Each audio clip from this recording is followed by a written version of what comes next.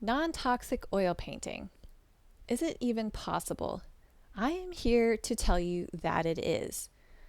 And, for me, getting into oil painting, it took a little while because it seemed complicated. I was pretty much staying with water based mediums like acrylic, gouache, watercolor.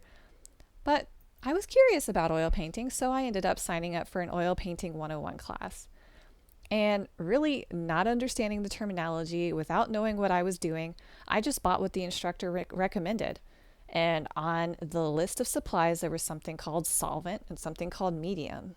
These are both new to me. I had no idea what that meant. So I just bought what was on the list. And I was really enjoying my class until I started to get a headache from the fumes of all of the solvents and painting mediums around me. And this didn't seem right. Why should I be getting a headache from painting? And especially such a traditional form of painting. Why should a traditional form of painting in general require such harsh chemicals? That would cause me to have a headache. So I looked into this and I realized that solvents contain volatile organic compounds, VOCs, that are not safe for us to be exposed to. And studies are showing that they end up causing cancers and diseases in people who paint a lot and are exposed to these toxic volatile solvents. It is starting to become known as painter's disease or just other cancers that they are getting because of this exposure to these chemicals. I was puzzled though because, how could these oil painting masters do oil painting? Surely centuries ago they weren't using volatile organic compounds. So I wanted to know, how did they do it? Well, they didn't use solvents, at least to the degree that we're taught today. When the masters used solvents, they used turpentine, the original solvent, to break down resin for its effects. Resin you may be familiar with, like frankincense, myrrh, copal, all incenses, like all resins that you might burn as an incense in your home, for instance. Just like fire breaks down the resin, turpentine will break down the resin, and you can use it in oil painting. Over time, the use of solvents, both turpentine based and then more increasingly in modern times non-terpenoid, became more and more commonplace as these compounds became more cost effective and available. But back then, what did the oil painting masters use primarily if they didn't use solvents? This is going to come as a real shock. They used oil. Using oil in oil painting? What? Now that's crazy. Solvents have three primary uses in oil painting today that we've been taught. One is for brush cleaning, two is for thinning paint, three is for speeding up drying.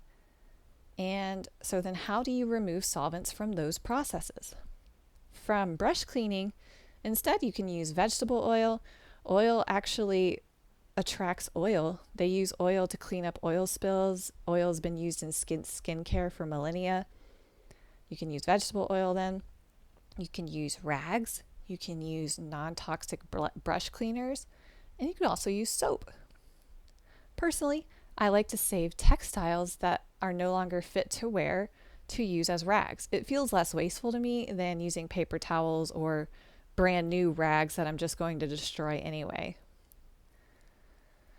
For thinning paint, you can use other oils to thin paint based on the thickness of the oil to find the consistency you want. So, really thin oil like refined linseed oil is a great option for making your paint glide across your canvas. In order to speed up drying, aside from using really thin oil and thin layers, the best advice I have is to develop patience and take breaks away from painting and consider that as a blessing so that when you can come back fresh and see your painting with fresh eyes. Otherwise, if you're working all in one sitting, so-called alla prima, work strategically. And if you have other recommendations for natural ways to speed up drying, I'm definitely curious to hear it. Another one is the sun. You can put your painting out in the sun.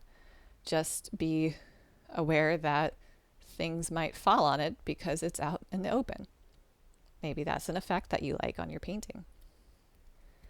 In addition to solvents, be careful which mediums you decide to use.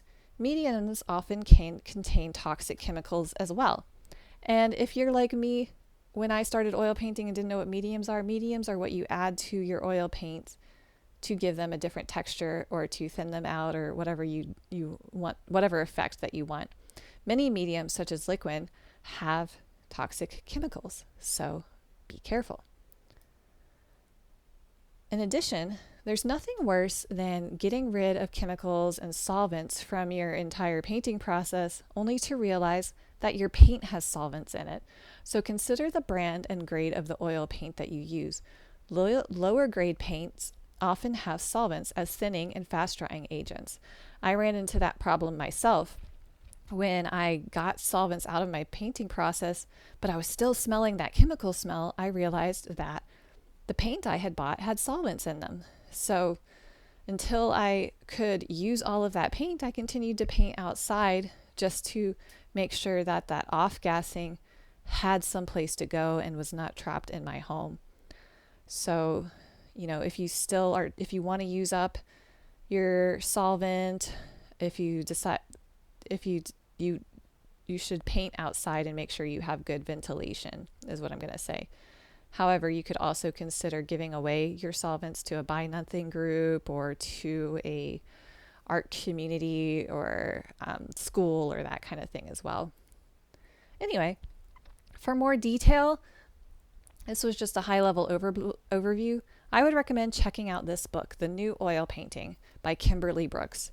She goes into so much more detail than I was able to go to in this video about brushes, types of paints, toxic-free painting, how to create your own media, so many things. She goes into so much detail. She goes into the history of oil painting and then how solvents even came into being. It's a great book. Highly recommend. And you can kind of easily navigate it with its table of contents and jump around to what you're most interested in. So I want to wish you safe painting. Thank you for listening, and I hope that this was helpful to you.